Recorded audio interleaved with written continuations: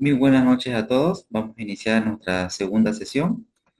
El objetivo de esta clase, estimados, es fundamentalmente realizar un análisis financiero de forma tradicional. Nosotros, en conjunto, vamos a hacer el análisis de una empresa. Entre todos, vamos a sacar nuestras conclusiones. Nosotros, los seres humanos, vamos a sacar conclusiones en esta clase y la primera parte de la siguiente clase. Ahora, una vez que nosotros hubiéramos hecho el análisis y hubiéramos sacado nuestras conclusiones, vamos a dejar que la inteligencia artificial nos haga un análisis. Porque recuerden que la inteligencia artificial, en palabras sencillas, o sea, va a ser un asistente que nos va a ayudar a hacer un análisis. Y a este asistente nosotros le vamos a dar ciertas instrucciones y en función a las instrucciones que el lenguaje de la IA son prompt, son como chat resumido que uno le da, que uno escribe, y si están bien formulados, nos va a dar información que nos sirva para hacer análisis y tomar decisiones. Pero, luego repito, la inteligencia artificial, por ahora en temas de análisis financiero, no reemplaza, pero sí ayuda. Entonces vamos a tener nosotros un asistente, que es la inteligencia artificial, que nos va a ayudar a hacer un análisis. Pero en primer lugar, lo que vamos a hacer nosotros es hacer nosotros el análisis y luego vamos a comparar si la inteligencia artificial llega a conclusiones similares a las cuales nosotros hemos llegado. En ese sentido, hoy vamos a ver un análisis tradicional, vamos a ver las razones financieras, vamos a cerrar con una aplicación, que es un caso de estudio. Ahora bien, dentro de las razones financieras, tenemos fundamentalmente la clasificación en cuatro grupos. Cuando uno hace un análisis financiero a través de razones financieras, ¿qué busca encontrar? ¿O qué es lo que buscamos? En primer lugar, buscamos a responder la pregunta de la liquidez. Tenemos que ver si la empresa cuenta con liquidez suficiente para operar en el corto plazo. Entonces ahí tenemos, en primer lugar, tenemos las razones de liquidez. Tenemos las razones de liquidez. Luego, en otro grupo, tenemos las razones de deuda. Tenemos las razones de deuda. Donde aquí lo que nosotros buscamos es ver el nivel de deuda que tiene la empresa e identificar si tiene baja deuda, elevada deuda, si es buena deuda, mala deuda. También acá es importante analizar la capacidad de pago de la empresa, es decir, ¿la empresa tiene cuenta con capacidad de pago? Luego también tenemos que hacer el análisis de eficiencia, ahí tenemos las razones de actividad o eficiencia, que buscan ver cómo la empresa ha gestionado sus activos, buscando siempre la conclusión, respondiendo a la pregunta, ¿la empresa es eficiente en la administración de todos sus activos? ¿Es eficiente en la administración de las cuentas por cobrar? ¿Es eficiente en la administración del inventario? ¿Es eficiente en la administración de los proveedores? Luego, tenemos que ver la capacidad que tiene la empresa para generar utilidad. Es en ese sentido que el siguiente análisis es el análisis de rentabilidad, donde vemos si la empresa genera utilidad, es rentable. Eso en líneas generales lo que vamos a ver. La anterior sesión nos quedamos en el tema de liquidez, vamos a repasar un poquito lo que es liquidez, donde las razones de liquidez que buscan, como acá ustedes lo tienen, indican la capacidad de la empresa para cumplir sus obligaciones actuales de corto plazo. Entonces, las razones de liquidez que miden la capacidad que tiene una empresa para cubrir sus obligaciones a corto plazo. En ese sentido, primero tenemos la razón de liquidez corriente, donde tenemos el activo corriente como en el numerador y el pasivo corriente como denominador.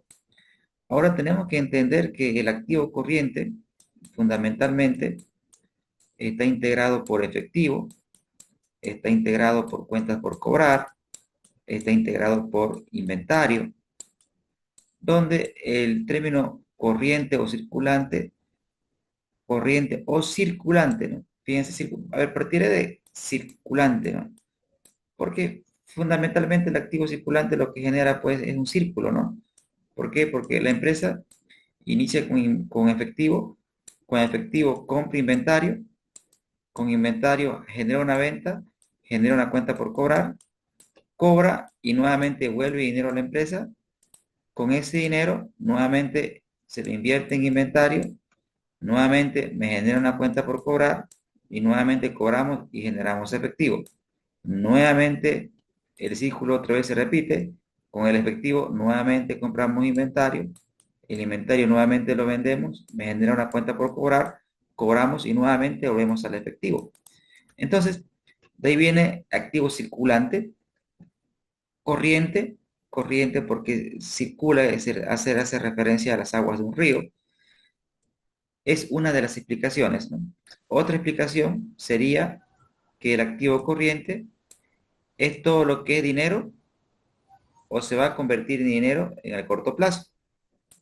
En consecuencia, el activo corriente en el tiempo, en el tiempo, lo que me va a generar es una entrada de efectivo. El activo corriente en el tiempo me va a generar una entrada de efectivo. Tengo la pregunta de Johnny. Adelante, Johnny, por favor, con su pregunta. Buenas, Lice. Una consultita con respecto al activo corriente. Ustedes explicando qué es el movimiento del dinero, el inventario y las cuentas por cobrar. Y quería hacer una consulta, si es que uno quiere hacer un análisis correcto, tiene que sacar o no tomar en cuenta, mejor dicho, lo que viene a ser los diferidos, por ejemplo, el crédito fiscal acumulado, ¿no? Los anticipos, por ejemplo, de seguros o algo similar. Excelente la pregunta, ¿no? Gracias, Johnny. Ok. Bien, con relación a la pregunta de Johnny, si estamos analizando una empresa, en realidad deberíamos tomar en cuenta todo el activo circulante, ¿no? Recuerden que ustedes que en el sentido de los diferidos, partamos de un ejemplo, ¿no? De el alquiler pagado por adelantado, ¿no? Es un activo diferido, ¿no? Es un activo diferido. Es un derecho, ¿no? Que en el tiempo, que en el tiempo se va a transformar en un egreso, ¿no? Esa es la característica de un diferido. Deberíamos tomarlo todo en cuanto al análisis, pero las razones, al menos esta razón es global, ¿no? Vamos a ver otras razones que van a responder más a su pregunta, donde ya solamente miramos el efectivo, ¿no? Acá estamos mirando todo, todo, como usted bien lo decía, disponible, exigible, realizable y también el activo diferido. Pero el activo diferido, como usted lo menciona y su lógica es correcta, profesor, pero tiene cosas como, por ejemplo, ahí puedo meter los gastos de organización, digamos que son amortizables en el tiempo. En realidad, el dinero ya salió y lo que estoy haciendo simplemente es aplicándolo a gastos por un tema contable y para que me genere un escudo fiscal. Creo que va por ahí su lógica, ¿no es cierto, Johnny? Sí, Lice, así es, de esa manera era, es como lo está explicando, ese era mi punto de vista. Es correcto, ¿no? Sí, lo entiendo. Pero como vuelvo, repito, en esta primera instancia, miremoslo de forma global y luego con otros indicadores vamos a ir precisando aún más el análisis, ¿no? Ok, Lice, perfecto. Sigamos entonces. Gracias. Excelente, perfecto. Entonces, continuando, gracias por la pregunta.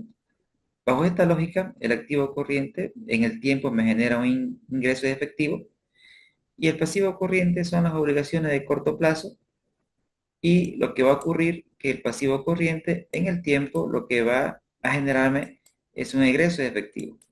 En consecuencia, el pasivo corriente lo podríamos explicar como las obligaciones que la empresa va a tener en el corto plazo. Entonces, se dice que una empresa es líquida cuando este nivel o este índice es mayor o igual a uno. ¿Qué pasaría si fuera uno? Es decir, si tenemos nosotros una liquidez corriente de uno. Es decir, si sobreentendemos acá tenemos la unidad y aquí tenemos la unidad. Significa que por cada peso que la empresa debe en el corto plazo, por cada peso que la empresa debe en el corto plazo, tiene uno para pagar. Es líquida, pero perdón, con un elevado nivel de riesgo. Porque cualquier eventualidad haría que ya no cuente con esa liquidez para afrontar mis obligaciones a corto plazo. Entonces, si nosotros trazamos una línea y colocamos aquí el cero y acá la unidad, en la medida de que nos aproximamos a uno, nos aproximamos a uno, el riesgo de liquidez aumenta, el riesgo de liquidez aumenta. Pero, contrariamente, y esto lo voy a decir ahora mismo y más adelante lo voy a demostrar, es decir, si nos aproximamos a uno, el riesgo de liquidez aumenta, pero también aumenta la rentabilidad, aumenta la rentabilidad. ¿Y por qué aumenta la rentabilidad? Porque recuerden que la rentabilidad es un resultado, es un resultado, es un resultado sobre un esfuerzo. Y asumamos que el esfuerzo sean los activos totales. Entonces, usted puede ser más rentable o generando más resultados o reduciendo la inversión. Si usted tiene niveles de liquidez cercano a uno, ¿eso qué me está diciendo? Me está diciendo que usted está reduciendo sus inversiones en activo corriente. Está reduciendo sus inversiones en activo corriente. El activo corriente está reduciendo las cuentas por cobrar, reduciendo su inventario. Está usted no teniendo dinero ocioso. En consecuencia, cuando la liquidez corriente se apega a uno, lo que estamos haciendo es reduciendo la inversión. Y si reducimos la inversión, entonces, ¿qué es lo que está pasando? Estamos incrementando la rentabilidad. Caso contrario, ocurre cuando usted se aleja de uno. Voy a ser exagerado. Una liquidez corriente, por ejemplo, de 4. Si usted tiene una liquidez corriente de 4, quiere decir que, por ejemplo, 4 sobre 1. Aquí tenemos el activo corriente y aquí tenemos el pasivo corriente. Quiere decir que por cada boliviano que usted debe, tiene 4 para pagar. Ya perfecto. Entonces, ¿qué está pasando? Su riesgo de liquidez ha bajado. Claro que sí, ha bajado su riesgo de liquidez. Pero también le está pegando de forma negativa a la rentabilidad. ¿Por qué? Porque si usted tiene una liquidez corriente de 4, eso quiere decir que tiene un activo corriente muy pesado. En consecuencia, lo que está pasando es que está incrementando usted sus inversiones. Y si usted incrementa sus inversiones, está incrementando su esfuerzo. Y si usted incrementa su esfuerzo, le pega de forma negativa a la rentabilidad. En consecuencia, la pregunta natural sería, ¿y cuál es el nivel adecuado? Entonces, no existe una respuesta genérica. Va a depender de cada tipo de empresa. Yo le mencionaba que he visto empresas, he analizado empresas que funcionan muy bien con un nivel de liquidez de 1,2, por ejemplo, ¿no? ¿Sí? Pero hay empresas que tienen un nivel de liquidez de 1,5 y para ellos está perfecto.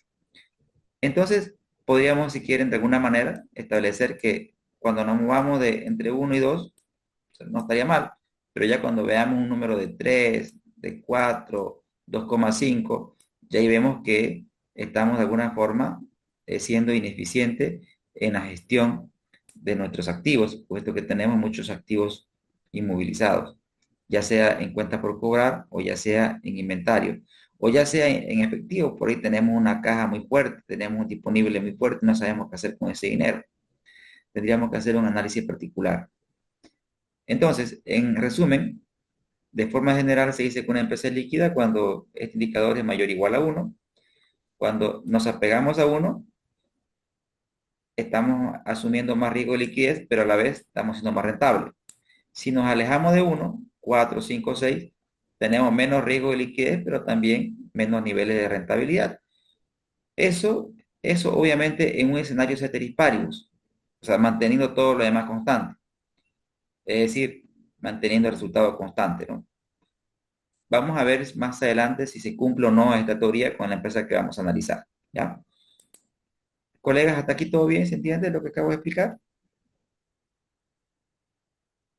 Sí, profesor, Perfecto, todo gracias. bien. Muy bien, gracias. Ahora, otro indicador también importante es quitar, quitar, quitar al activo corriente los menos líquidos. Y en ese sentido tenemos el activo corriente, le restamos el inventario. Y eso se llama liquidez ácida. En el entendido que el inventario es el activo menos líquido de una empresa. Entonces, cuando tenemos nosotros una liquidez ácida, por ejemplo, de 2/1, podríamos decir que por cada boliviano que la empresa debe en el corto plazo, sin tomar en cuenta el inventario, podría hacer frente a 2 con su recurso de corto plazo. O podríamos decir que por cada boliviano que la empresa debe en el corto plazo, la empresa tiene 2 bolivianos para pagar sus obligaciones inmediatas sin considerar el inventario. Esta razón es importante cuando nosotros la analizamos en simultáneo. Por ejemplo, si tenemos nosotros la gestión 1 y acá tenemos la gestión 2 y usted tiene una liquidez corriente, en este caso de 2 y en este caso de 4, fíjense usted que hemos duplicado la liquidez corriente, pero sin embargo cuando veamos la liquidez ácida, en este escenario partimos de 1,5 y acá estamos en 0,6. Entonces, ¿qué señal me está dando? Me está diciendo que mi liquidez corriente está aumentando y mi liquidez ácida está bajando. Entonces, cuando eso ocurre, ahí decimos, pasa algo atípico, porque en una situación normal, tanto la liquidez corriente como la liquidez ácida se deberían mover en igual sentido. Ya sea si la liquidez corriente aumenta, lo debería hacer también la ácida. Lo mismo al revés, es decir, si mi liquidez corriente baja, la ácida también debería hacerlo. Pero en este caso, la empresa está siendo más líquida, pero ¿qué sucede? Su liquidez ácida ha bajado. ¿Esto qué señal me está dando? Me está diciendo, ¿sabe qué? Usted tiene probablemente muchos recursos en inventario. Revise su gestión. Ahora, ¿qué podríamos decir aquí? Podríamos decir que tenemos una empresa líquida, pero con mucho riesgo de cumplimiento. ¿Por qué? Porque si la empresa no vende su inventario, no podría cubrir sus obligaciones. Entonces, otro aporte de la liquidez ácida es indicar el riesgo de cumplimiento. Es decir, ¿por qué? ¿Por qué riesgo de cumplimiento? Porque responde a una pregunta sencilla e importante. ¿Y si no vendo el inventario? O sea, si no vendo esto, aún podría pagar mis obligaciones. Yo tengo su reunión. Quiere ser el domingo, creo. No sé, no. Perdón, silencié. Entonces, analizar la prueba de la liquidez ácida es también importante y también analizarla en el sentido, ¿no? en el cual se mueve. Es decir, hacer una comparación tendencial entre la liquidez corriente y la liquidez ácida. Si ustedes quieren, podrían hacer un análisis de correlación. La correlación debería ser positiva entre ambas variables. Si la correlación es negativa, entonces está implicando que se están moviendo en diferentes sentidos y lo que nosotros deberíamos explicar es el por qué, qué está pasando. Ya ahí nosotros observamos un patrón raro. Ahora bien, en cuanto al parámetro, si bien en la liquidez corriente nosotros decimos que debería ser mayor o igual a 1, en este caso no existe un parámetro, o sea, es decir, no podríamos decir que la liquidez ácida de una empresa, por ejemplo, de 0,2, ¿qué me quiere decir esto? Si tenemos una liquidez de 0,2, si la empresa por cada peso que debe, si no vende su inventario, solamente podría hacer frente a 0,2. O sea, alguien podría decir esto es alarmante, pero no podríamos indicar si es un parámetro aceptado o no. Tendríamos que ver la historia de la empresa. Tendríamos que ver aquí el análisis histórico de la misma empresa para ver si este es normal o anormal, de acuerdo al rubro de negocio. Entonces, en conclusión, en cuanto a liquidez ácida, podemos decir que no existe un parámetro, o sea, un número que me diga este es el límite inferior como ocurre con la liquidez corriente, que sí tiene un parámetro que es mayor o igual a 1, en la liquidez ácida tendríamos que ver el evolutivo o la comparación con el sector, o ver si tengo un igual para poder compararme, para ver si soy o más, o igual, o menos eficiente. Colegas, ¿se entendió lo que me indica la liquidez ácida? Sí. Sí, tengo una mano levantada, gracias. Es, sí, Johnny, creo que era la anterior pregunta, Johnny. Adelante, pregunten, por favor. No, Lice, todo bien, entendí bien. Perfecto, gracias, gracias. Puedo hacer Excelente. una pregunta, profe. ¿Me entiende? Adelante, adelante, por favor, Samuel. Ya, nuevamente quiero que habló sobre la liquidez corriente, dice mayor igual a uno. Quiero confirmar entonces lo que dije anteriormente, si es mayor igual a uno es líquida, pero el riesgo es más alto, algo así dijo, ¿no ve? Creo que sí, el riesgo de liquidez. Solo eso, por favor. Gracias. Claro que sí, Samuel. Bien, esto va relacionado con el triángulo. Déjenme aquí un momento. Em,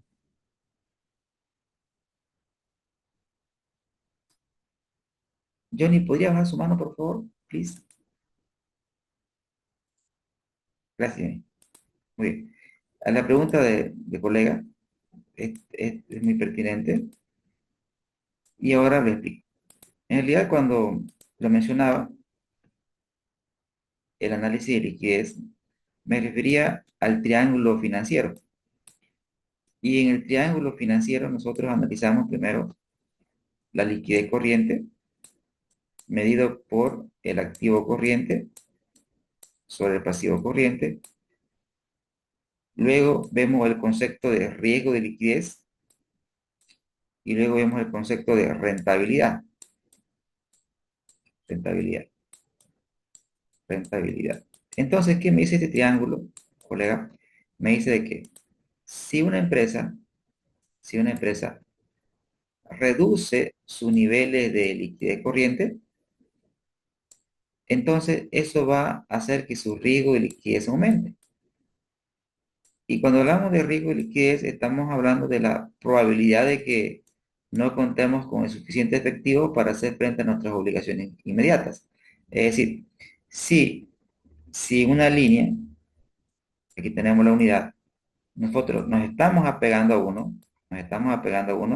eso quiere decir que mi liquidez corriente está bajando. Por lo tanto, mi riesgo de liquidez aumenta. Y si el riesgo de liquidez aumenta, eso va a tener un impacto positivo en la rentabilidad. Es decir, en la medida de que el riesgo de liquidez aumenta, también mejora la rentabilidad. ¿Y por qué mejora la rentabilidad? Porque si mi liquidez corriente baja, es muy probable que sea porque mi activo corriente ha bajado. Y si mi activo corriente ha bajado, lo que está pasando en mi balance, lo que está pasando en mi balance es que tengo menos activos corrientes. Y si tenemos menos activos corrientes, es probable que tengamos menos activos totales.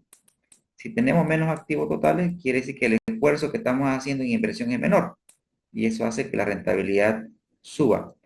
Lo contrario también es cierto, en el sentido de que si una empresa aumenta su liquidez, en este caso nos estamos alejando de uno, asumamos 4, ¿eso qué quiere decir? Que la empresa tiene fuertes activos corrientes. En consecuencia, como su liquidez es elevada, tiene bajo riesgo de liquidez. Pero como tiene bajo riesgo de liquidez, también tiene baja rentabilidad. ¿Por qué tiene baja rentabilidad? Porque lo que estamos diciendo es que la empresa tiene una fuerte estructura financiera en el corto plazo, o sea, tiene muchos activos corrientes, lo cual hace que su inversión aumente. Como su inversión aumenta, su rentabilidad baja, porque está haciendo más esfuerzo. Y este triángulo, colega, ceteris paribus, se debería cumplir en una empresa. Entonces, en teoría, cuando uno reduce liquidez, debería ser premiado con más rentabilidad. Y esto básicamente se ve en las entidades financieras, porque recuerden ustedes, este triángulo lo podemos ver en una entidad financiera, puesto que si nosotros dibujamos el balance de una entidad financiera, básicamente lo que pasa es lo siguiente. Eh, vea que voy a hacer un pequeño balance, así bien sencillo, de una entidad financiera. Por ejemplo, una entidad financiera tiene toda esta parte de aquí, son las obligaciones con el público. ¿Sí? Todo esto son las obligaciones con el público, que es su principal fuente de financiamiento. Cuando las obligaciones con el público no son suficientes, la entidad financiera puede tener otros pasivos. Puede emitir bonos subordinados o puede prestarse a otro banco. Y lo otro es su fuente de recursos internos, su patrimonio. El dinero que capta una entidad financiera del público, ¿sí? El dinero que capta el público viene y lo deposita en disponibilidades. Se va al disponible de una entidad financiera. Entonces, si una entidad financiera tiene mucho disponible, quiere decir que es líquida. Pero el negocio de una entidad financiera es Señores, ¿me escuchan bien o se escucha entrecortado? ¿Se escucha bien, profe? ¿Se está escuchando bien? Ok, gracias. Entonces, nuevamente, el dinero de las obligaciones con el público, ¿qué es lo que hace? Llega a disponible, pero no se queda ahí. El banco que hace lo coloca en la cartera de créditos. Esta es la cartera de créditos, que es todos los créditos que la entidad financiera está colocada. Y esta cartera de crédito, a su vez, ¿qué me genera? Rentabilidad. Me genera rentabilidad. Ahora bien, ¿qué sucede en una entidad financiera? Si una entidad financiera mantiene elevados niveles de disponibilidad, quiere decir que tiene mucha liquidez, pero está sacrificando rentabilidad porque ese dinero debería estar colocado en la cartera. Lo contrario es cierto. Es decir, si la liquidez de una entidad financiera baja, entonces el riesgo de liquidez aumenta. Pero como tiene baja liquidez, ¿y por qué tiene baja liquidez? Porque todo lo ha prestado, entonces se espera que tenga más rentabilidad. Ejemplo de esto, el Banco Solidario en el caso de Bolivia. El Banco Solidario es la entidad financiera más rentable. Tiene bajo nivel de liquidez, o sea, lo cual no quiere decir que no sea líquida, bajo nivel de liquidez, tiene más riesgo de liquidez que otras entidades, pero es más rentable. Ahora, si probablemente un banco grande como por ejemplo un BNB, un Mercantil Santa Cruz, bancos grandes, acá en Bolivia, pueden tener elevada liquidez porque tiene una fuerte disponibilidad, mucha liquidez, pero también tiene un riesgo de liquidez bajo y nivel de rentabilidad bajos en comparación con el Banco Solidario. En consecuencia, lo que acabo de explicar es aterrizar más en cuanto a la pregunta del colega. Señores, con esta explicación quedó aún más claro la relación que existe entre riesgo. Clarito, profe, muchas gracias. Gracias, Samuel. Muchas gracias. Sergio, adelante con su pregunta. Una consulta, justo cuando mencionaba ese análisis del riesgo de liquidez, por ejemplo, tomando el caso del Banco Solidario, como usted decía, si bien tiene bajos riesgos, o sea, tiene altos riesgos de liquidez porque obviamente está haciendo trabajar lo que son sus disponibilidades, no sé si la mora tiene un grado de incidencia respecto a su rentabilidad, ¿no? Porque así como tiene una mayor rentabilidad, yo entendería que también tiene un grado alto de mora, ¿no? Y eso genera una previsión y entendería que también eso va a afectar sus utilidades. Esa era mi consulta. Muchas gracias. Excelente la pregunta. Bien, respondiendo a la pregunta de Sergio, ¿no? Sergio preguntó. Bien, es correcto lo que dice Sergio, en la medida de que una cartera aumenta la probabilidad de que más clientes, de que algunos clientes entren en mora también lo hace.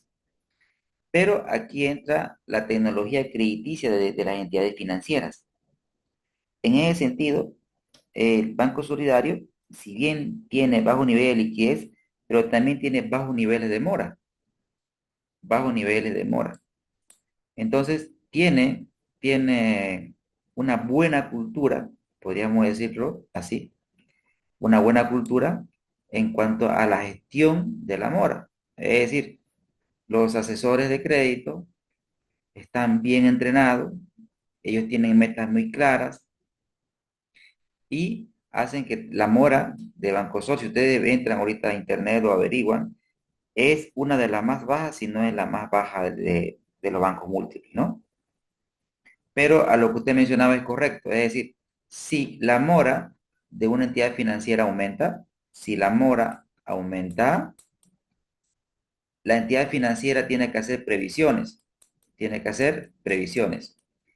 Y previsión en términos sencillos significa apartar un dinero. Es decir, ese dinero lo tengo que apartar, no puedo ya colocarlo. Y si no lo coloco, eso obviamente afecta mi rentabilidad, porque por ese dinero estoy pagando. En consecuencia, una elevada mora definitivamente tiene un impacto negativo en la rentabilidad, como bien lo decía Sergio. Correcto. ¿Respondió su pregunta, Sergio? Sí, gracias. Excelente. Muy bien. Ahora, siguiendo con los indicadores, tenemos la liquidez inmediata, que en este sentido, la liquidez inmediata, al igual que la liquidez ácida, no tiene un parámetro. En consecuencia, tendríamos que ver la evolución histórica de la empresa. Por ejemplo, si una empresa tiene un nivel de disponibilidad, bueno, aquí si este número generalmente se le expresa en porcentaje cuando es menor de 100 y en tanto por uno cuando es mayor a 100. Por ejemplo, si este número fuera 60%, si este número fuera 60%, ¿qué es lo que me está diciendo? Si el número es 60%, me está diciendo que la empresa, me está diciendo que la empresa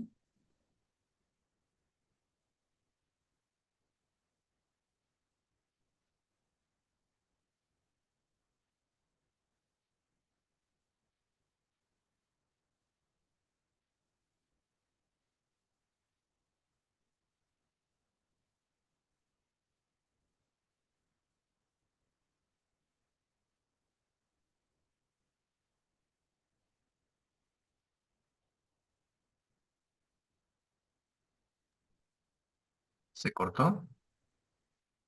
Gracias, tuve un pequeño problemilla. Ahora sí lo relé. ¿Me escuchan bien, señores? Hola, hola. Sí, profesor, se escucha Se escucha, bien. se escucha. Sí, sí, Gracias, se ok. escucha. Muy bien. Le decía que si, por ejemplo, este indicador se expresa generalmente en porcentaje y si me da 60%, quiere decir que la empresa cuenta con un nivel de efectivo para hacer frente hasta un 60% de las obligaciones de corto plazo.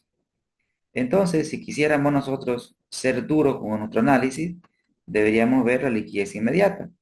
Pero al igual que la liquidez ácida no tiene un parámetro, en consecuencia tendríamos que ver la evolución y ver patrones. Por ejemplo, un patrón sería el siguiente.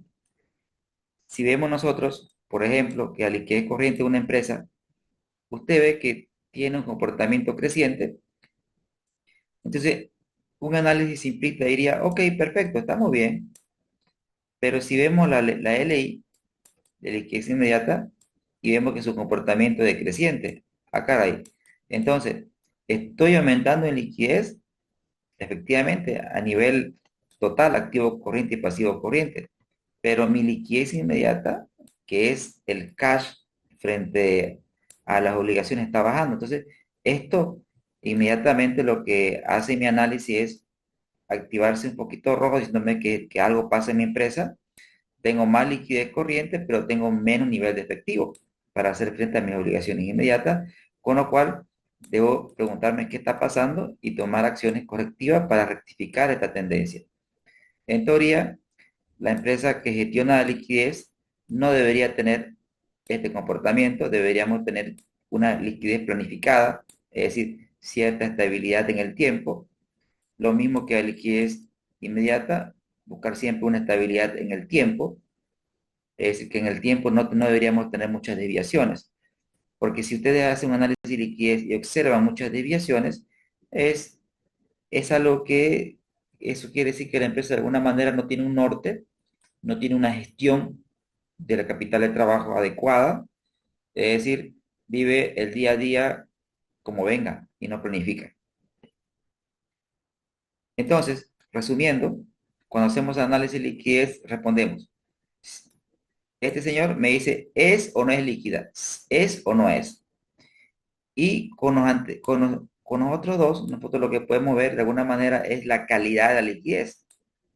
Es decir, una empresa puede ser líquida, es decir, tener una liquidez de 2, pero cuando analizamos su liquidez inmediata, tenemos una liquidez inmediata del 1%. Entonces, tenemos una empresa líquida a nivel total, pero con bajo disponibilidad para hacer frente a sus obligaciones de corto plazo, donde ya me daría insumo para hacer un análisis.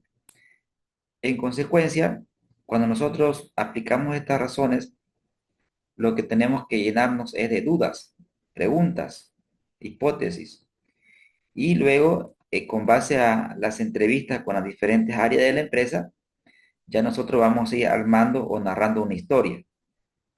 El analista financiero no tiene que tener todas las respuestas, pero sí hacer todas las preguntas.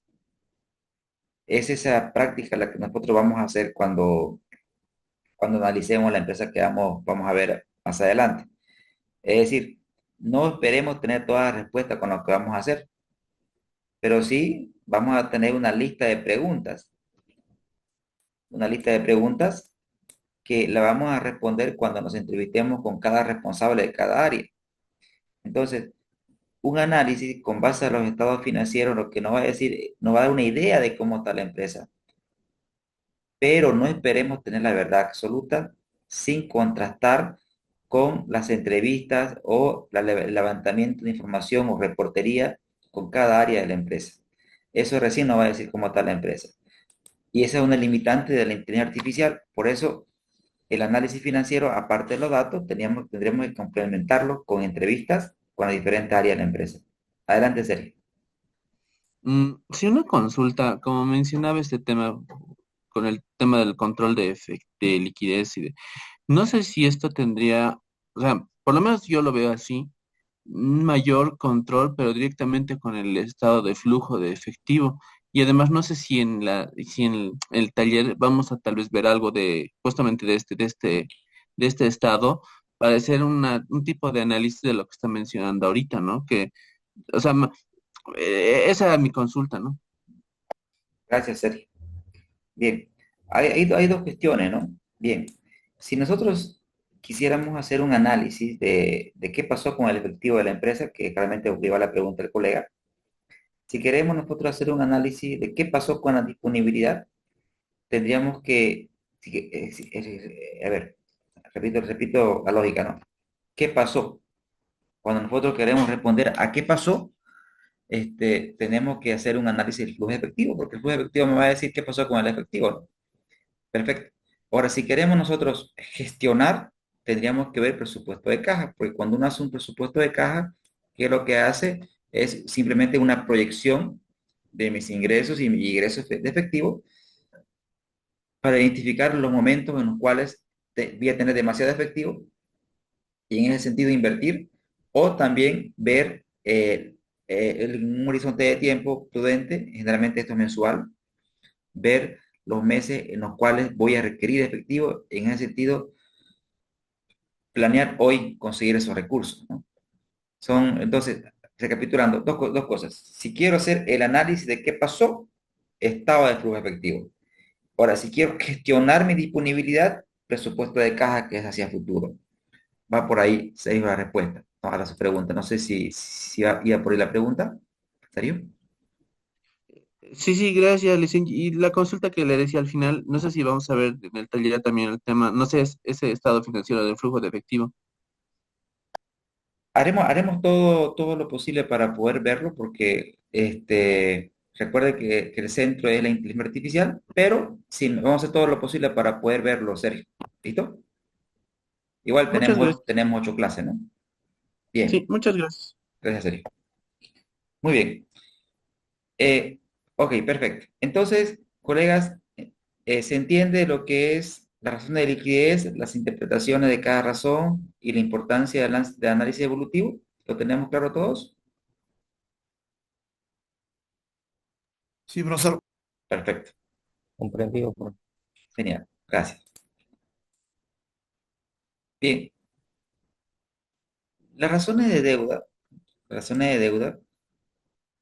como aquí se lo explica, las razones de deuda, también conocidas como razones de apalancamiento, son un conjunto de indicadores financieros que se utilizan para evaluar la proporción del financiamiento con deuda de una empresa y su capacidad para cumplir sus obligaciones de la deuda. En sencillo, lo que, lo que buscan estas razones es hacer el análisis, es hacer el análisis de la estructura, de la estructura del financiamiento. Es decir, por ejemplo, aquí tenemos una estructura de financiamiento donde tenemos mucha deuda, poco patrimonio. Pero también podríamos tener otra estructura donde sea todo lo opuesto, es decir, una estructura más conservadora, por ejemplo, que la voy a hacer un poquito más pequeña. Vamos a hacer aquí una estructura más conservadora, donde tenemos una empresa que es prácticamente lo contrario, es decir, tiene baja deuda, baja deuda, baja deuda y mucho patrimonio. Entonces, a esto se conoce la estructura de financiamiento. La estructura de financiamiento de una empresa se refiere a lo que estamos viendo acá, la proporción del financiamiento con deuda de una empresa. O sea, ¿cuánta deuda usamos? Lo cual no quiere decir que sea malo, es decir, asumir mayor nivel de deuda, si la deuda es aplicada de forma correcta, esto me indicaría que la empresa está muy endeudada, lo cual no quiere decir que sea malo si la deuda fue aplicada de forma correcta y la empresa tiene capacidad de pago. Esta empresa, fíjese, podemos decir, la empresa tiene bajo nivel de deuda, pero el hecho de que tenga bajo nivel de deuda no quiere decir que tenga elevada capacidad de pago. Podría ser caso de que esta empresa tenga bajo nivel de deuda y aún así no puede cumplir con sus obligaciones. Entonces, en resumen, las razones de apalancamiento buscan el nivel de endeudamiento y la capacidad de pago de una empresa. Y aquí surge una pregunta adecuada que es, ¿cuál es el nivel de deuda adecuado? ¿Cuál es la combinación deuda-patrimonio adecuada para una empresa? Y la respuesta en términos sencillos es, primero, considerar que la deuda es buena. La deuda es buena. Entonces, como la deuda es buena, la empresa tiene que aumentar su nivel de deuda lo más que pueda, pero siempre y cuando su capacidad de pago se lo permita. En otras palabras, debo tener el nivel de deuda que puedo pagar. No debo sobreendeudarme. Cuando hablamos de sobreendeudamiento, ya estamos hablando de que no tengo capacidad para cubrir mis obligaciones. De ahí viene el nombre de sobreendeudamiento. Endeudamiento, me endeudo, puedo pagar. Pero cuando estoy sobreendeudado, ya estoy afectando mi capacidad de pago. Y cuando afecto mi capacidad de pago, estoy destruyendo valor. Ahora, ¿cómo mido eso? A través de indicadores como, por ejemplo, tengo el índice de deuda. El índice de deuda que me está midiendo la proporción de pasivos con relación a mis activos. Es decir, por ejemplo, si tuviésemos aquí un 60% de resultado, ¿qué me está diciendo ese 60%? Ese 60% me está diciendo de que de la inversión de la empresa, un 60% de la inversión la estoy financiando con deuda y el 40% la estoy financiando con recursos propios. Entonces podríamos decir que la empresa tiene un elevado nivel de deuda, porque está superando el 50%. Y recuerden que cuando la empresa aumenta su deuda, pierde autonomía. Entonces, en la medida de que una empresa aumente su nivel de deuda, está perdiendo autonomía de gestión. Y la lógica de la autonomía de gestión se refiere a lo siguiente. Por ejemplo, a nivel personal, si ustedes hacen este análisis, por ejemplo, si hago el ejemplo de Cecilia con Hugo, por ejemplo, probablemente ahora mismo a Cecilia no le interese mucho lo que haga Hugo, pero si Cecilia le hace un préstamo a Hugo por $200,000, quizás esté viendo qué hace Hugo, ¿no? Si viaja, no viaja, si cambia de hogar, no cambia de hogar, ¿correcto? Entonces, cuando una persona está endeudada, pierde autonomía porque hay un ojo que nos está mirando. Lo mismo ocurre en las empresas. Si la empresa tiene mucha deuda con el banco, cualquier decisión que tome la empresa, el banco va a estar pendiente o le va a hacer seguimiento a las decisiones que toma la empresa. Y si ve que la empresa está tomando malas decisiones o por ahí está en situaciones complicadas, lo que hace la entidad financiera es enviar al área de riesgo a hacer preguntas a la empresa, porque obviamente que si le va bien mal a la empresa, eso quiere decir que no me va a devolver. Lo mismo ocurre con los países. Cuando los organismos internacionales financian a los países, es decir, le dan deuda, no solamente le dan los recursos, también le dicen qué tienen que hacer. ¿Y por qué le dicen que tienen que hacer bajo la lógica anterior? Es decir, si yo le estoy dando dinero a ustedes, acomoden su casa porque a mí me interesaría que ustedes me paguen. Pero como está su casa ahorita toda desordenada y aparte yo le voy a dar dinero, entonces mi nivel de riesgo va a aumentar como organismo financiador. Entonces es por eso que ustedes ven en temas políticos que la gente se queja muchas veces o los gobiernos se quejan diciendo que los organismos internacionales cuando nos dan dinero nos ponen condiciones. Pero desde el punto de vista financiero, cuando yo doy dinero a alguien, busco que ese alguien me pague. Y para que ese alguien me pague, tiene que ser ordenado. Va por ahí la lógica. Entonces, resumiendo, cuando el nivel de deuda supera el 50%, decimos que la empresa tiene elevado nivel de deuda y está perdiendo autonomía de gestión. Lo cual no quiere decir, repito, que sea una mala decisión si esa decisión ha sido planificada y está respaldada con la capacidad de pago. Ahora, lo que sí tenemos que ver en la empresa es tendencias. Es decir, si ustedes ven que en si una empresa tiene un balance de esta forma, en un periodo 1, tiene una gestión, pero si ustedes ven que en otra gestión, o sea, recuerden que el balance es una foto que se le toma a la empresa, si en la otra gestión se le toma otra foto y en esta foto que se le toma es parecida, entonces estamos ante una empresa que tiene claro cómo gestionar su financiamiento, tiene una política de gestión de financiamiento. Pero si ustedes ven que una empresa en el tiempo tiene este comportamiento, miren, sube, baja, no debería, o sea, no tiene un norte en la gestión de su financiamiento, no tiene un norte. Es decir, que es una gestión de apagar incendios nomás, no tiene una política en cuanto a la gestión de su estructura de capital. Es importante ver esto en el tiempo. Ahora, señales de peligro, ¿no? Lo normal sería pues que se mantenga.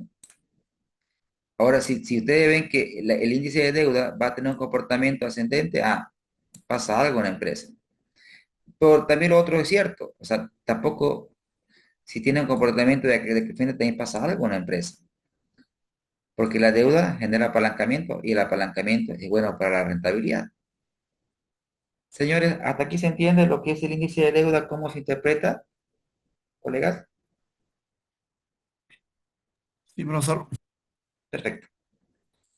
Gracias. Oh, sí. Gracias. Bien. Aquí el índice de cobertura de interés es otro indicador interesante a la hora de hacer análisis, puesto que, ¿qué me está indicando?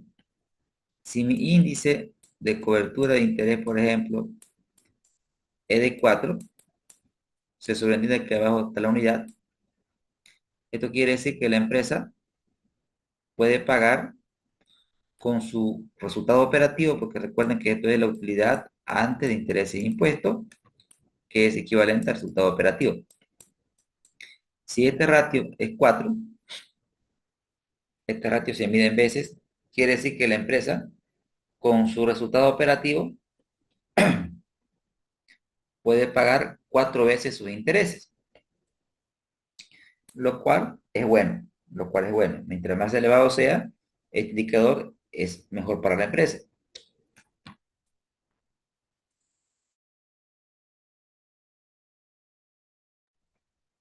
Ahora, este indicador, deberíamos cruzarlo con el índice de deuda. Por ejemplo,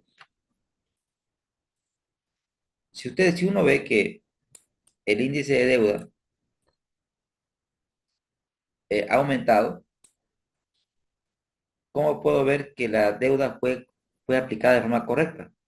Usted analiza el índice de cobertura de interés y si usted ve que el índice de cobertura de interés va bajando, entonces, ¿qué está pasando? Estoy teniendo más deuda, pero sin embargo tengo menos cobertura. Entonces, ahí me da una señal de que probablemente la deuda se aplicó para gasto. Porque recuerden ustedes que la secuencia o, o la secuencia lógica de la deuda es que si aumento mi deuda, eso va a hacer que el índice de deuda también lo haga. Pero si mi endeudo es para hacer inversiones, aumenta en inversión. Si aumento en inversión, va a tener dos impactos. O aumento venta, es decir, si amplío mi capacidad productiva, o busco eficiencia y bajo costo. Es decir, cambio procesos por tecnología, con tecnología. Entonces, si aumento deuda, aumenta mi índice de deuda. ¿Y para qué me endeudo? Para invertir. Si usted invierte y si hace una ampliación de la capacidad productiva, vende más. Si cambia proceso, baja costo. En definitiva, esto hace que mi resultado operativo aumente. Si el resultado operativo aumenta, se esperaría que el índice de cobertura de interés suba. Entonces, un aumento de deuda me debería generar un incremento del índice de cobertura de interés. Pero un mal camino de la deuda sería si usted aumenta la deuda. Entonces, ¿qué pasa? El índice de deuda aumenta. Pero si usted lo aplica a gasto,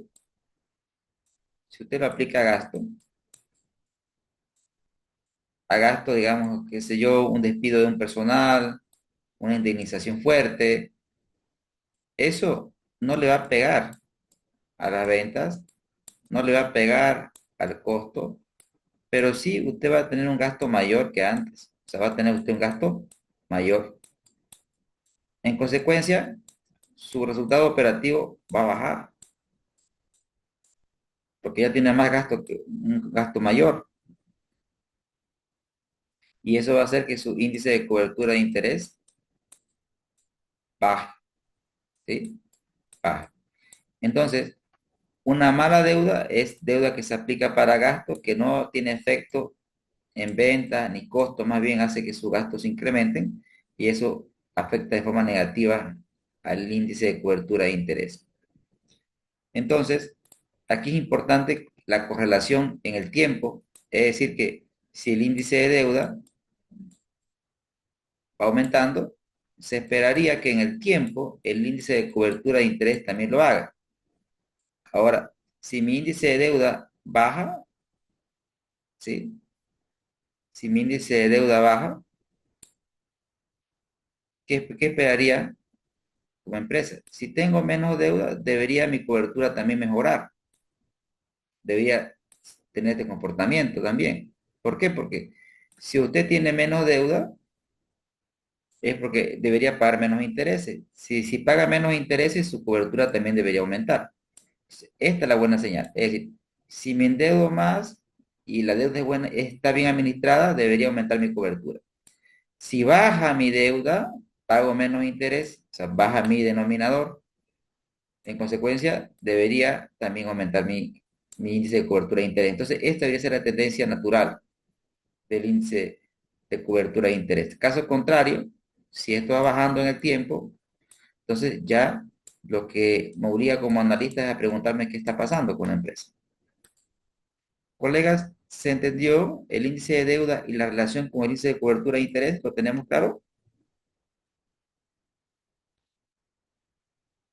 Sí, profesor, está bien. Perfecto, gracias. Muy bien.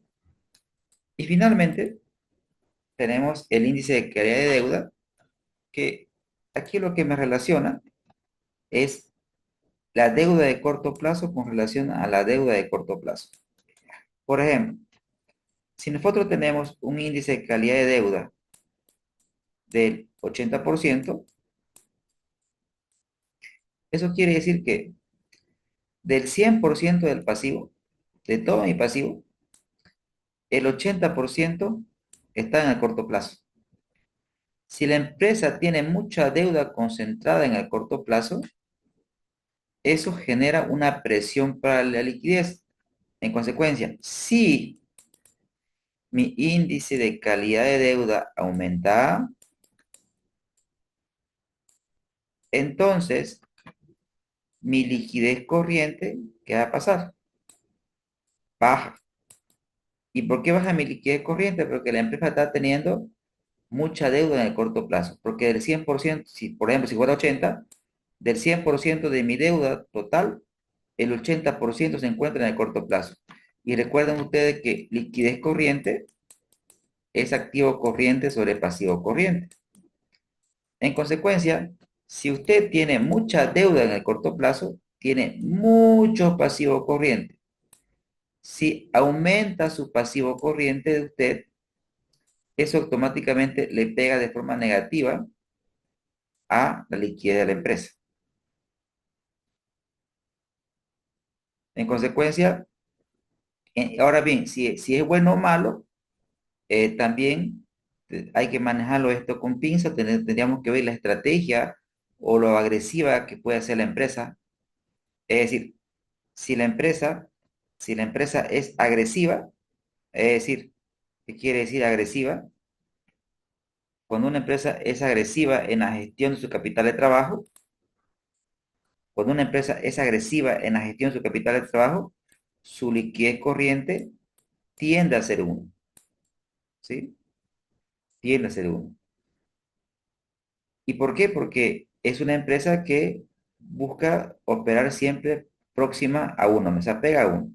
Ojo, pero cuidado, cuando es que creo que se entiende mal. Cuando digo se apega a uno, me refiero por este lado, ¿no? Sí, tiende a uno por este lado.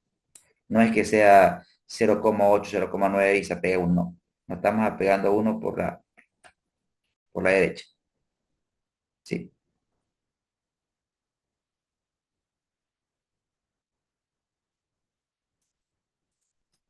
Colegas, ¿se entendió hasta aquí? ¿Todo bien?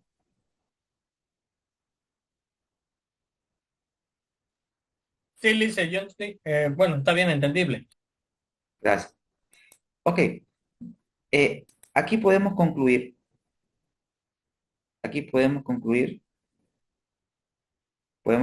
que con este análisis, que la empresa, por ejemplo, vamos a hacer un ejemplo, veamos dos empresas, A, B, ¿sí? Y veamos hipótesis. Veamos hipótesis. Acá tenemos un índice de deuda de 50%, un índice de cobertura de interés de 4, ¿sí? De 4. Y aquí tenemos una empresa que tiene 60% de deuda y un índice de cobertura de 8, ¿no? Y ambas empresas son del mismo sector, son similares, ¿no? Son competencia. Entonces, fíjense que B está más endeudada que A, definitivamente, pero está más endeudada, pero a la vez también se ve que la deuda la ha aplicado de manera correcta, puesto que tiene mayor cobertura de interés. Ahora, ¿qué pasaría caso contrario de que esta aquí fuera 8? ¿No? Fuera 8. ¿Qué sucede? A está menos endeudada que B, pero tiene la misma cobertura, ¿correcto? Entonces, ¿qué mensaje me está dando esto? Les pregunto a ustedes. ¿Qué empresa aparentemente es más eficiente?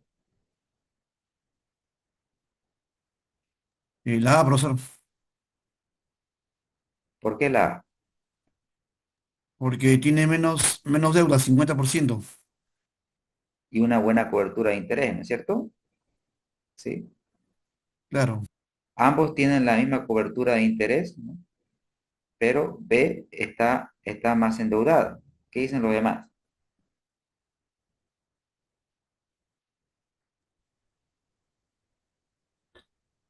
Comparto el criterio del anterior compañero, es verdad, ¿no? Menos endeudada y tiene la misma cobertura, en cambio otra está más endeudada que la A, pues no la ve.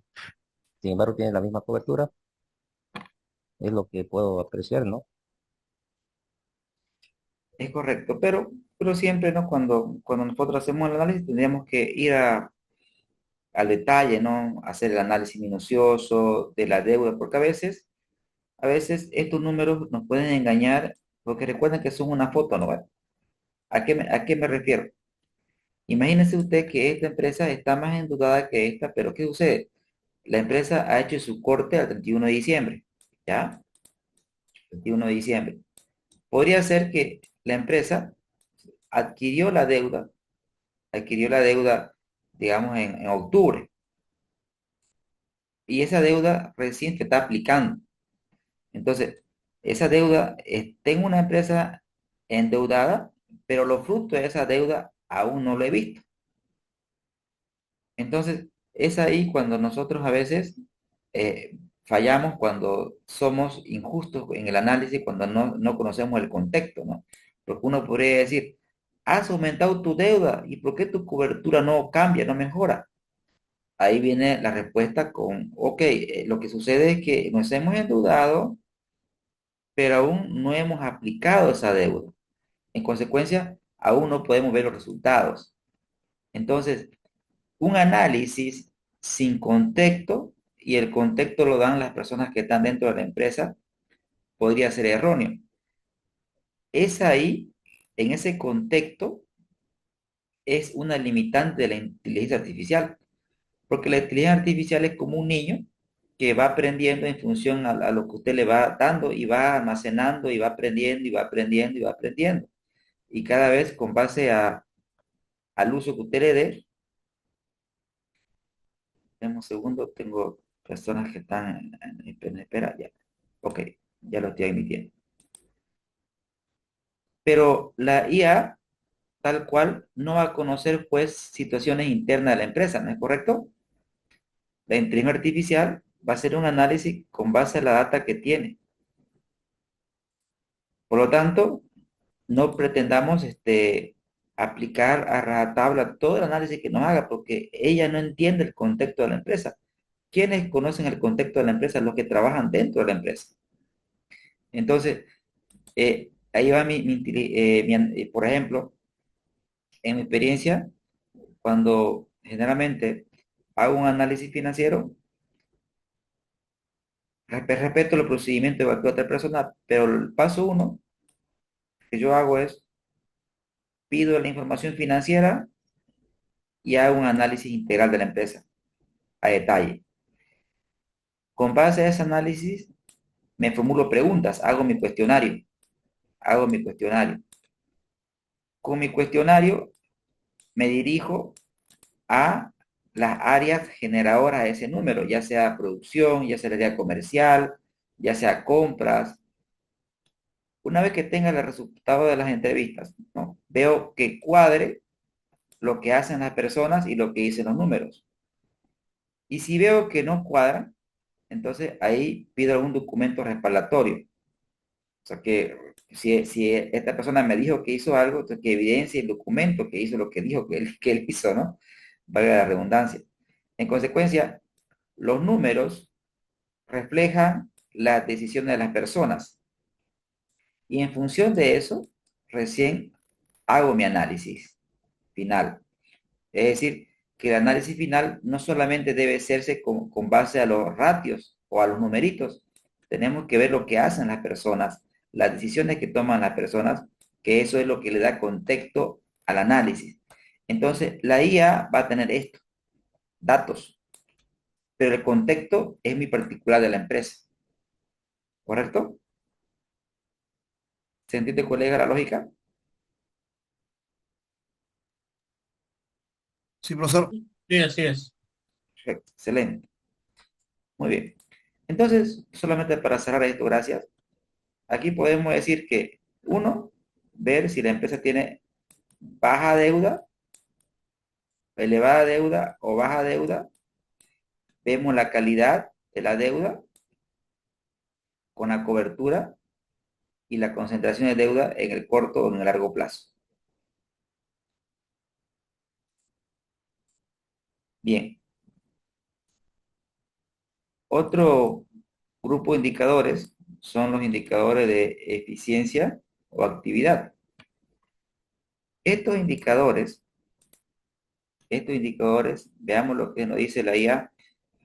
Las razones de actividad, también conocidas como razones de eficiencia o rotación, son indicadores financieros que se utilizan para evaluar la eficiencia con la que la empresa utiliza sus activos para generar recursos o ingresos.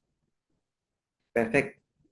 Entonces, si una empresa es eficiente en el manejo de sus activos, si es eficiente en el manejo de sus activos, la consecuencia natural es que sea rentable.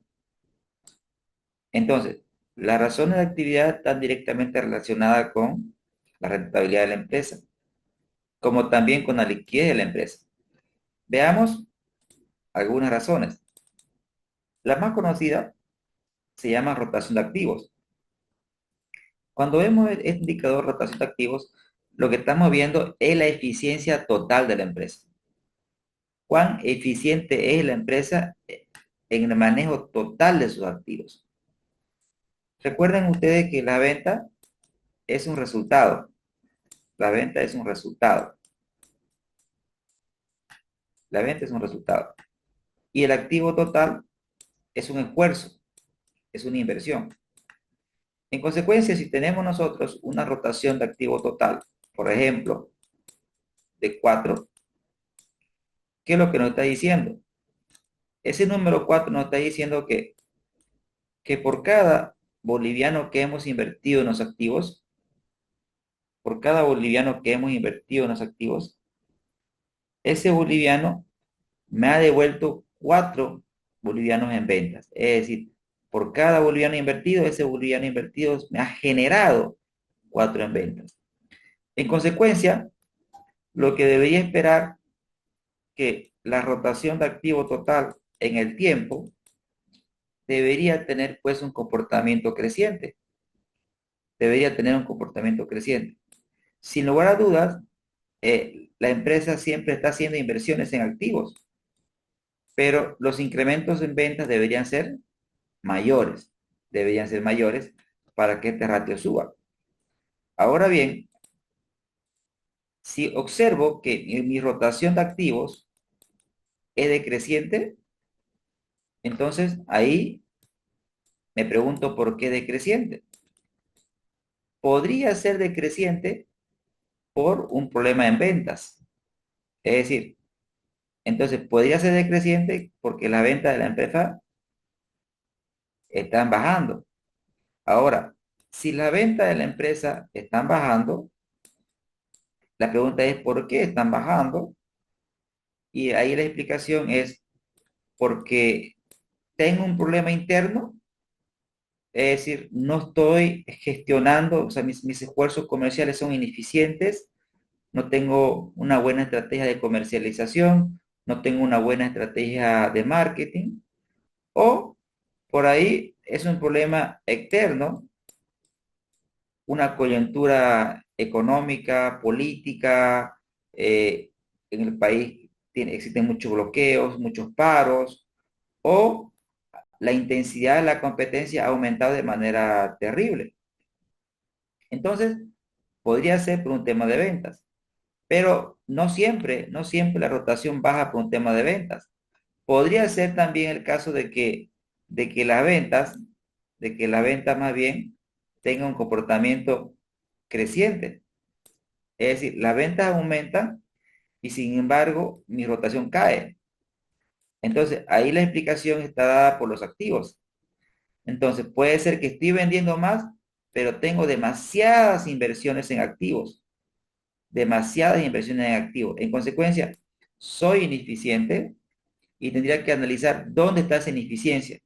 ¿En qué parte de mis activos? ¿En los corrientes o los no corrientes?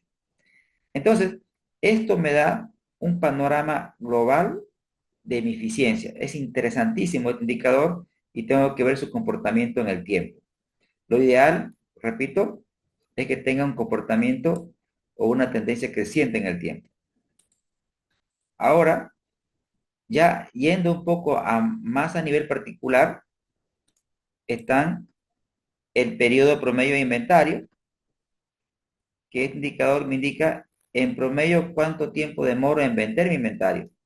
Por ejemplo, si mi periodo promedio de inventario es de 60 días, quiere decir que la empresa está demorando en promedio 60 días en vender su inventario.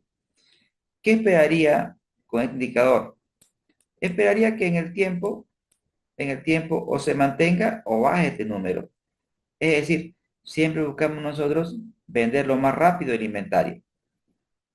Y para vender el más rápido del inventario, primero debo tener el inventario que necesito. Es decir, el nivel de inventario, recuerden ustedes que el nivel de inventario lo planea producción, básicamente. Porque producción, ¿qué define? Define cuánto producir. Pero producción define cuánto producir en función al pronóstico de ventas. Entonces, pero producción no produce lo que venta dice. O sea, por ejemplo, venta dice, voy a vender 10, pero producción no produce 10, produce 12. Producción siempre produce más, un poco más por encima de lo que dice la ley de venta. ¿Por qué? Porque planea mantener un stock de seguridad para que no existan quiebres en inventario. Pero si producción produce sin hacer pronóstico, eso va a implicar que tenga demasiado inventario ocioso, como ocurre en muchas empresas, que, por ejemplo, empresas que hacen pedidos, un ejemplo puntual, una importadora, por ejemplo, una importadora que todo el tiempo hace pedidos, pide contenedores, pide, pero no analiza. O sea, no analiza la estructura de su inventario. Por ahí estoy pidiendo siempre lo mismo y tengo productos que no rotan. Entonces, si tengo productos que no rotan, esos productos debería buscar estrategias de eliminarlo de inventario, aunque sea a costo o por debajo del costo, y para la próxima hacer pedidos de productos que tengan mayor nivel de rotación. Muchas veces la estructura o la composición del inventario está compuesta por productos que tienen mucho tiempo ahí guardaditos. En consecuencia, en resumen, primero debo tener el inventario que necesito. Para tener el inventario que necesito, tengo que ver qué productos rotan más. Producción tiene que estar alineado al área comercial. Producción no tiene que producir lo que ellos quieran, tienen que producir en función a lo que se espera vender. Ahora, el área de ventas, cuando levante su pronóstico, tienen que ser pronósticos pues realistas. que puedan cumplir. Realistas, pero también retativos, ¿no? Porque en una empresa, si usted le dice al área, si usted, por ejemplo, como gerente le dice al área comercial, ¿cuánto tú puedes vender? Lamentablemente siempre nos basamos en la ley de menor esfuerzo. El gerente comercial va a decir, ok, vamos a vender 20.000, pero se basa en lo mínimo. Sin embargo, las metas tienen que ser retativas. No, no 10.000, tenés que venderme 12.000. Y ahí tiene que haber un equilibrio entre lo retativo y lo posible, ¿no? No sé si me dejo entender con esa parte, colegas. Sí se entiende, profesor. Sí, positivo. Excelente, excelente. Entonces, otro indicador, gracias. Otro indicador importante es el periodo promedio de cobro. Aquí lo que estamos viendo es cuánto tiempo demora la empresa en recuperar sus ventas a crédito. Por ejemplo, si mi periodo promedio de cobro de mi empresa es de 40 días, quiere decir que mi empresa demora en promedio 40 días en recuperar sus ventas a crédito. Muy bien, en este indicador, la empresa lo que busca es cumplir su política. Si, por ejemplo, como empresa, mi política de crédito, mi periodo promedio de cobro que yo establecí, mi política de crédito es de 30 días, y cuando veo el indicador me sale 40, me estoy alejando de la política. Entonces, ¿qué está pasando? ¿Por qué no estoy cumpliendo mi política? Entonces, hago mi análisis. Y hago mi análisis viendo, primero, ¿tengo las políticas? Punto número uno. Dos, ¿se cumplen las políticas? Pues muy bien. Tengo las políticas, se están cumpliendo las políticas. Entonces, ¿qué está pasando? ¿Qué está pasando? Entonces, el área de cobranza está fallando, no está haciendo llamadas, no está visitando. Entonces, tengo que identificar dónde está el problema. Ahora, cuando hacemos el análisis del periodo medio de cobro, acá es importante que las tendencias, si ustedes observan una tendencia peligrosa, es decir, que la empresa cada vez demore más en cobrar, problema.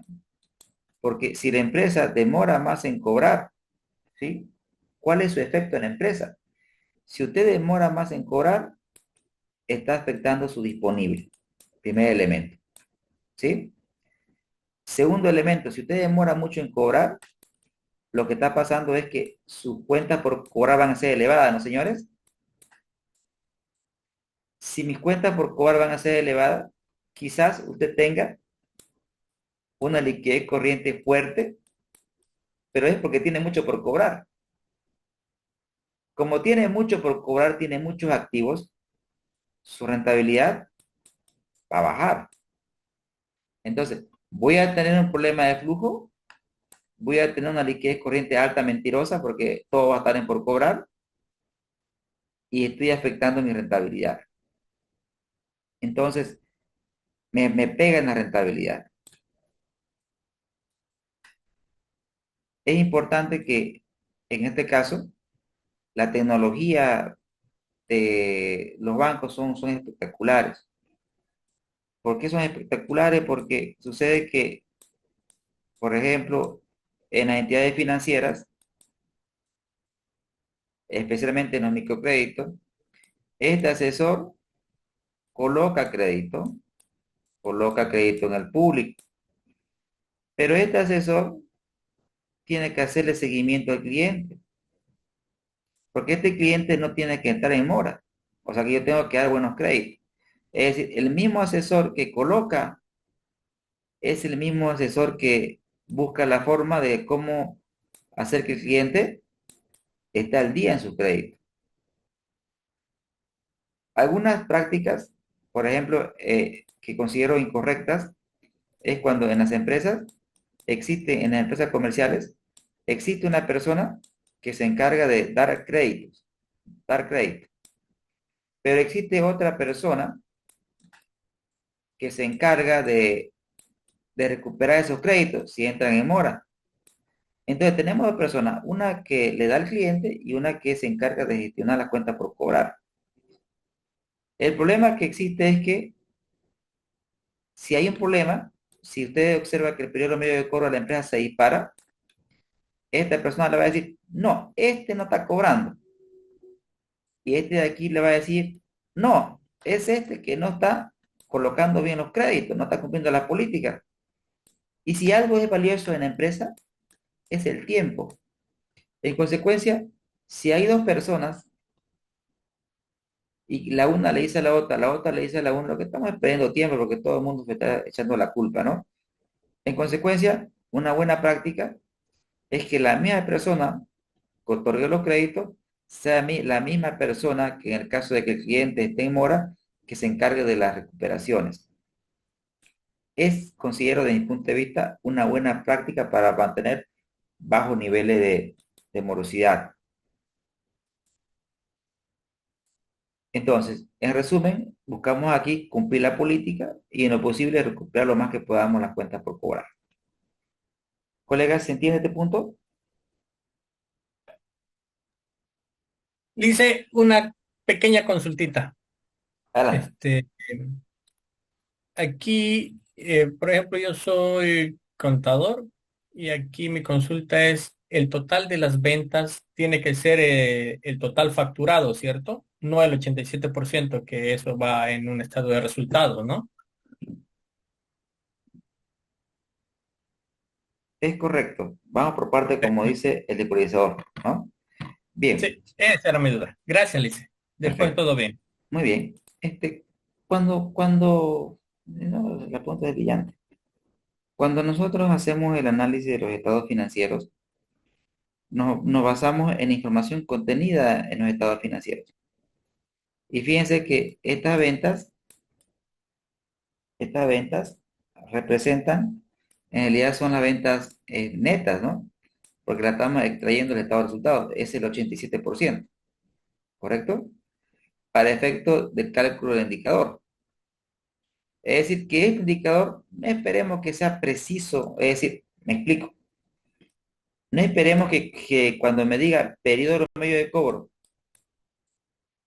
40 días,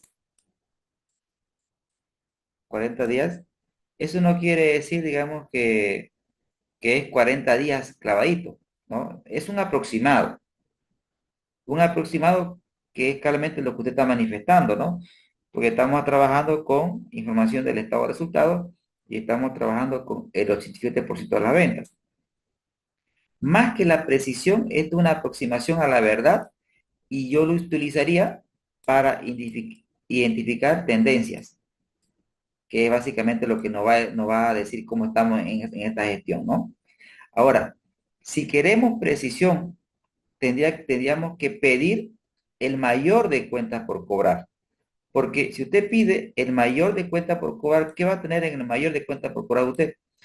En el mayor de cuentas por cobrar va a tener la cantidad de clientes. ¿Quiénes son los clientes? Me interesa eso.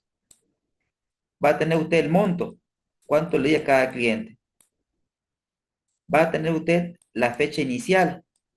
O sea, cuándo usted le dio el crédito. Usted va a tener la fecha final. ¿Cuánto cuándo tenía que pagar este señor? Usted, a partir de la fecha final, usted saca el reporte, por ejemplo, hoy, ¿no? Saca el reporte hoy y usted va a saber los días de mora, ¿correcto? Los días de mora por cliente, el cliente A, B y C, ¿no? Usted va a tener los días de mora por cliente y usted también no solamente va a tener los días de mora, va a tener el monto en mora. En consecuencia, del mayor de cliente, yo sugiero calcular el periodo promedio ponderado de mora. Ese número se lo saca ya de la contabilidad administrativa, no la financiera. Es decir, porque es un dato interno de la empresa. Porque una empresa no va a reportar pues los montos y los plazos de sus clientes, ¿no es cierto? Eso lo tengo internamente. Entonces, internamente yo podría sacar el periodo promedio ponderado de mora y saber cuántos días en promedio ponderado se demoran mis clientes. Además, podría calcular mi índice de mora. Mi índice de mora va a ser igual a que a cuánto día crédito versus la parte del crédito que está en mora. Esta es la parte de los créditos que di que está en mora. Sobre el total de crédito me va a dar mi índice, perdón, índice de deuda, índice de mora. Y tanto le hago seguimiento al índice de mora, que ya es un KPI propio de la empresa, y le hago seguimiento al periodo promedio ponderado de la mora, que lo puedo hacer como un KPI para gestionar el indicador. Entonces, este indicador que le estoy mencionando ya es global y ya estos son más de gestión particular con información interna de la empresa. Excelente su pregunta.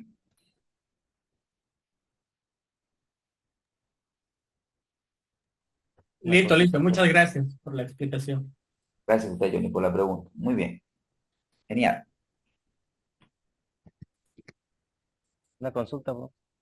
Adelante, adelante, colega. Normal, normalmente, por eso, bueno, según la experiencia, ¿no? Normalmente los análisis que se realizan pues ya sobre datos auditados y como siempre los datos auditados son más, no porque sean quizás más que sino que tienen la fe, podemos decirlo los analistas, digamos, de que esos datos han sido auditados, han sido ajustados si corresponde y además vienen pues las notas, los estados financieros aclarativas que como usted hablaba de contabilidad administrativa y financiera, siempre el analista, no sé, desde mi punto de vista, va a lo que es al análisis o contabilidad financiera. Claro, eso no quiere decir que el analista puede, seguro, solicitar, ¿no? A través de la gerencia, como corresponde, algunos datos que quiera más quizás para corroborar, ¿no? Eso era nomás, profe. Muchas gracias, colega Samuel. Como bien lo menciona el colega, los estados financieros generalmente vienen una revisión, ¿no? Y ahí vienen las auditorías y vienen las notas aclarativas, ¿no? Donde podría encontrar un mayor detalle para el análisis. Y si el analista, como usted bien lo mencionaba, requiere mayor detalle, tiene que ir a la contabilidad administrativa a pedir información interna de la empresa si uno hace un análisis de una empresa en particular. Entonces, resumiendo, un análisis a detalle, parte de la información que vamos a ver en el curso, pero también hace necesario aterrizar en el detalle, porque si usted tiene un problema en el periodo de los medios de cobro, tiene que aterrizar en el detalle. ¿Sabe que usted tiene un problema en el periodo medio de cobro? ¿Por qué? Porque del 100% de sus créditos, ¿sabe qué? El 30% está concentrado en este cliente. ¿Y sabe qué? Este cliente tiene esto y estos problemas y no nos paga por esto y esto. Hay que hacer esto para arreglar el indicador. Es decir, para dar solución e identificar el problema, tendríamos que ir al detalle. Aquí solamente vamos a tener una idea global. Excelente. Buenas noches, profesor. Una consulta. Adelante, Lima. La fórmula siempre que usamos es 360, ¿no? Porque, bueno, es durante un periodo fiscal. Ahora, se podría utilizar y si modificara la fórmula, si yo analizara este indicador de manera mensual, que en realidad el análisis financiero es de manera mensual, ¿no? Bien, como dice el profesor, vamos por parte, ¿no? Bien, esta fórmula, el periodo medio de cobro, me indica en promedio cuánto demoro en recuperar mis ventas a crédito. Generalmente, esto acá tiene que ser anual para efecto de la fórmula, ¿no? ¿Sí? Es decir, si quiero partir de información de los estados financieros, tendríamos que tener ventas anuales. Ventas anuales y el saldo de las cuentas por cobrar, porque este es un saldo. Ahora, si queremos hacer una gestión mensual, que es lo correcto, tendríamos que trabajar con información de los últimos 12 meses. Es decir, por ejemplo, si estamos haciendo enero, usted hace el análisis de enero, tendríamos que trabajar con la venta de los últimos 12 meses, ¿sí? La sumatoria de la venta de los últimos 12 meses y con la cuenta por cobrar del balance. Eso para hacer una gestión mensual. Es decir, por ejemplo, si estoy analizando febrero, tendríamos que sumar la venta de los últimos 12 meses.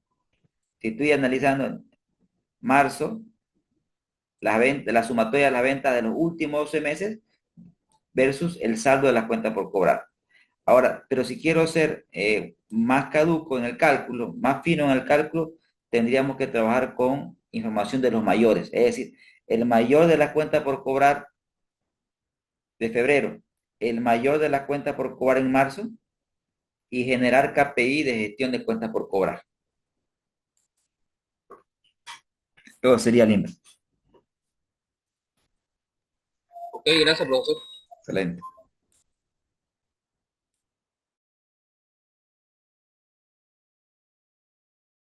Adelante, Sergio. Cuando mencionaba este último ejemplo de sacar un KPI, lo que quiero entender básicamente es que sacaría un promedio del cálculo que haga por mes para sacar un promedio general del año, ¿sí? Respondo su pregunta, Sergio. Cuando, Sí, sí. cuando me refería en cuanto a los promedios, la pregunta del Limbre era, profesor, porque yo no quiero esperar una cierre de gestión para tener tus números. Yo quiero hacer este cálculo para enero, para febrero y para marzo. Entonces, ¿con qué ventas debo trabajar? ¿Con las ventas mensuales? Y la respuesta que le manifesté a colega, no, porque esta fórmula está planteada en términos de ventas anuales. En consecuencia, si voy a hacer el análisis para el enero, tengo que hacerlo con la sumatoria de las ventas de los últimos 12 meses. Si voy a hacerlo para febrero, tengo que hacerlo con la sumatoria de los últimos 12 meses para poder aplicar esta fórmula. Ahora, si quiere generar un KPI de gestión, más fino, tendría que trabajar con información del mayor de cuentas por cobrar y los KPI de gestión podría ser uno, por ejemplo, el índice de mora. Otro indicador podría ser el periodo promedio ponderado de mora, es decir, ¿cuántos días en promedio ponderado tengo de mora? ¿Cuál es el porcentaje de mora? Ya esos son KPI donde yo puedo establecer cuál es, bueno, en este caso, el periodo promedio ponderado de mora debería tender a cero, ¿no?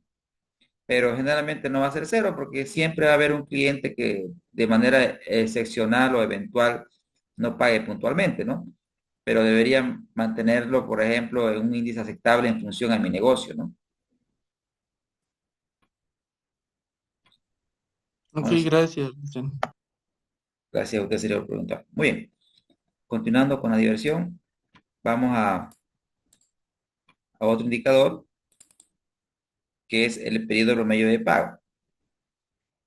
La analogía es que cuando calculamos el periodo promedio de pago, este indicador me indica, por ejemplo, si acá tuviéramos 45 días, esto quiere decir que mi empresa en promedio demora 45 días en pagar a mi proveedor. Ahora, más que la precisión del número, porque, o sea, no esperemos, si nos sale un periodo promedio de pago de 45, no quiere decir pues que 45 días pagamos al proveedor. Este es un número cercano a la verdad, pero no es la verdad precisa y meridiana. Si quisiéramos ser puntuales, precisos, tendríamos que pedir el mayor de proveedores, porque en el mayor de proveedores vamos a encontrar similar información que el mayor de cuentas por cobrar. Y en ese sentido podríamos ya ser más precisos en nuestro análisis y podríamos sacar un periodo promedio ponderado de pago, pero en función a qué? Al mayor de cuentas por cobrar. Entonces, nuevamente, para ser más preciso, deberíamos pedir el mayor para sacar un periodo promedio ponderado de pago más preciso. Pero no quiere decir que este no sirva. Claro que sí, esto sirve y es fundamental. ¿Para qué? Para contrastarlo con mi política de pago. Si, por ejemplo, en mi análisis me sale que tengo un periodo promedio de pago de 45 días, pero el periodo promedio de pago de la política de mi empresa es 30 días. Entonces, ¿qué quiere decir? En mi análisis me sale que estoy pagando cada 45 días, pero debo pagar cada 30. Entonces, ¿qué está pasando? Hay un dirá, ¿no? La finanza me dice que, ¿sabe qué? venda lo más rápido posible el inventario, cobre lo más rápido posible el inventario, pero prolongue los pagos lo más que pueda.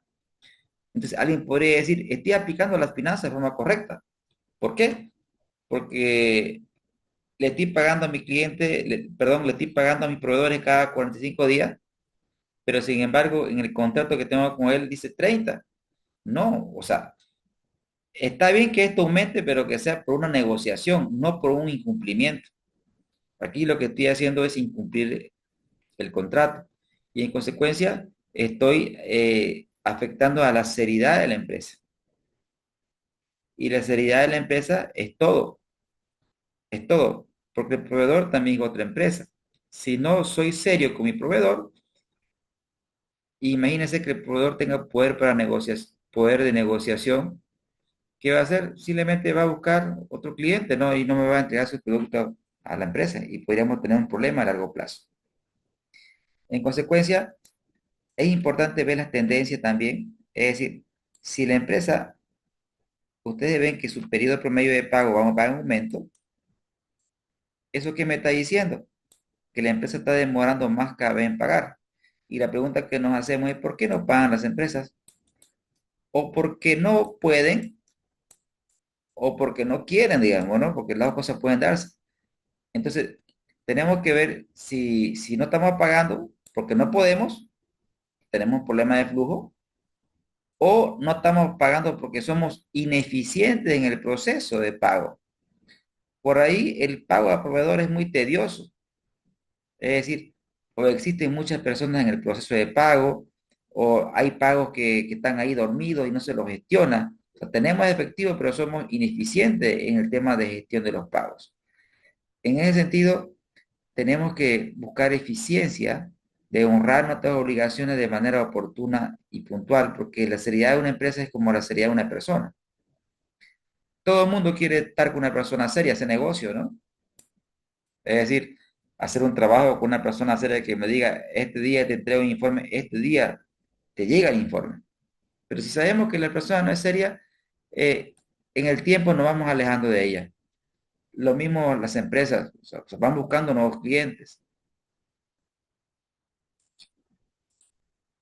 Todo lo anterior, tanto el periodo promedio de inventario, el periodo promedio de cobro y el periodo promedio de pago, dan origen a otro indicador que se llama el ciclo de conversión de efectivo, que también es un indicador importante a la hora de hacer mi análisis. El ciclo de conversión de efectivo es igual al periodo promedio de inventario más el periodo promedio de cobro menos el periodo promedio de pago. Lo interesante del ciclo de conversión de efectivo, colegas, es que en resumen lo podríamos resumir en este gráfico. Es decir, nosotros 0T. Nosotros vamos a pagar al proveedor en un determinado tiempo. ¿Sí? Vamos a pagar al proveedor y luego el cliente nos va a pagar en un determinado tiempo. Pero el cliente cuando nos pague, nos va a pagar en otro costo más una utilidad. Entonces, el ciclo de conversión de efectivo, digamos que en este ejemplo sea de 40 días, si mi ciclo de conversión es de 40 días, quiere decir que en 40 días yo voy a recuperar mis recursos invertidos más la utilidad. En consecuencia, si mi ciclo de conversión de efectivo es pequeño, si es pequeño quiere decir que más rápido va a volver mi dinero a la empresa, si el ciclo es pequeño. ¿Y cuándo el ciclo va a ser pequeño? Cuando venda rápido el inventario, cuando cobre rápido y negocie con el proveedor plazo largo de pago. Entonces, si mi ciclo es pequeño, más rápido va a volver el dinero a la empresa. En consecuencia, si el ciclo de conversión de efectivo baja, eso va a hacer que mi flujo de efectivo operativo aumente. Es decir, que genere más dinero fruto de mis operaciones normales. Y que a la vez, claro que sí, voy a ser más rentable, ¿no? Porque recuerde que en cada ciclo recupero mi utilidad. Colegas, ¿hasta aquí todo bien?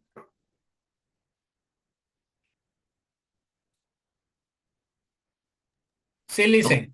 Sí, todo bien. Perfecto. Excelente. Gracias, Sandra. Colegas, ¿les puedo pedir un break de 10 minutos y regresamos para refrescar la garganta, por favor? Perfecto, profe. Perfecto, Lice. Excelente. Justo y necesario. Muy bien, gracias. Retornamos entonces en 10 minutos. Gracias.